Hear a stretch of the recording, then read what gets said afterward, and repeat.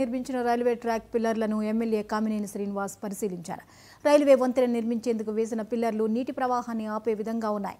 ఇంత పెద్ద పిల్లర్లను రైల్వే ఇంజనీర్లు ఎందుకు వేశారు? దీనివల్ల వర్షాలు వచ్చినప్పుడు ఉప్పుటేరు నీరు సముద్రంలోకి వెళ్లలేక వరదలు వచ్చి గ్రామాలు మునిగిపోయే అవకాశం ఉందని ఎమ్మెల్యే అభిప్రాయపడ్డారు. ఈ విషయాన్ని రైల్వే మంత్రికి సీఎం చంద్రబాబు దృష్టికి తీసుకువెళ్లి సమస్యను పరిష్కరించాల్సి ఉందని ఎమ్మెల్యే కామినేని చెప్పారు.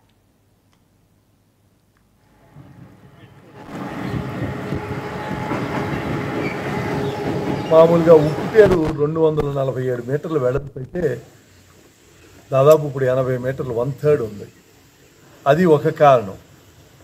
దానికి కొందరు స్వార్థపరులు వెళ్ళి ఉప్పుటేరు గట్టున అనుకుని లోనకి చెరువులు బిల్డ్ చేశారు. లోన ఉప్పుటేరు లోపలికి అలా ఇటు 1/3 అటు 1/3 మిగిలి ఆఖరికి 1/3 ఉప్పుటేరు మిగిలింది. నేను రఘురామకృష్ణరాజు గారు చూసి దాన్ని క్లియర్ చేయమని చెప్పి ముఖ్యమంత్రి గారి దృష్టికి తీసుకొస్తే ముఖ్యమంత్రి గారు ఇరిగేషన్ శాఖ మంత్రి చెప్పి దాన్ని క్లియర్ చేసామన్నారు. దానికి ఎస్టిమేట్స్ తయారు చేసి దానికి వర్క్ మొదలు పెడతానికి శాంక్షన్ అది చేశారు. రెండోది ఏం చేయాలో అర్థం కాని సమస్య డెఫినెట్గా ముఖ్యమంత్రి గారి దృష్టికి తీసుకొచ్చాం. పాత బ్రిడ్జి ఒక స్పాన్కి మధ్యలో 30 గజాలు ఉంటే కొత్త బ్రిడ్జి లేటెస్ట్ టెక్నాలజీతో కట్టింది. పిల్లర్లు చాలా ఎత్తుపెట్టి అంటే ఫ్లడ్ లెవెల్కి దాటి ఎత్తుపెట్టి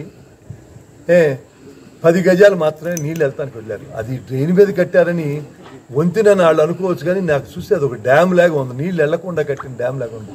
అంత నాకు ఎప్పుడు వాడని పదం కూడా బాధ అనిపించింది.